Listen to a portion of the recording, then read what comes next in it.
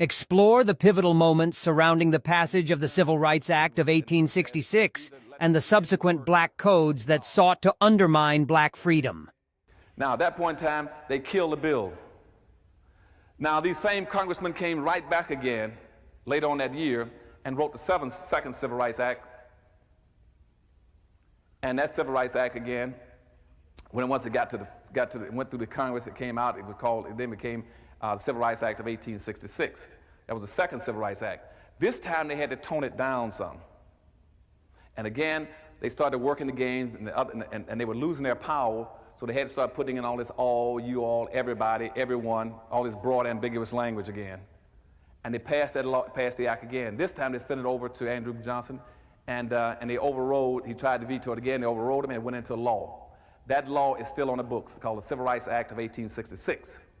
Now that gave black folk the only thing positive, and that wasn't that strong, but at least that was the first time they ever got anything that gave them a legal right to do anything. It was the Civil Rights Act of 1866. And following that, they then said, well, we'll take that 1866 act, we're now going to convert it over to another thing called the 14th Amendment. And we're going to try to put as much of that in there as possible, because nobody still would accept black folk as being free and would do anything for black. They say, hey, these black folk think they're free. They really think, they still think they're emancipated. They think they're free. Even though we did not give them the 40 acres and a mule, they still think they're free. And say, well, we're going to show you how we're going to get them. Let's go back to the 13th Amendment, unless we got them again. Where the 13th Amendment says it's unconstitutional to have involuntary servitude, except when duly convicted of a crime. They said, we got them again because our people know how to play this game, the shampoo. So what they said is now, let's now write laws called the Black Codes in 1867. And the Black Codes will criminalize black folk.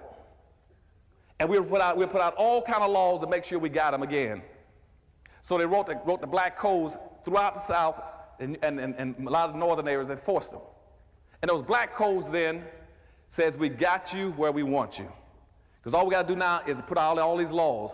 Like, for instance, that a black person must have a signed contract to work for a white man by January the 1st of every year, or he can be arrested for being idle and vagrant. He had to have a contract in his hand that he could not be, so that tied blacks down. They created all kind of laws about blacks being guilty of looking out of the same window that white folks were looking out of, or having dogs that were barking.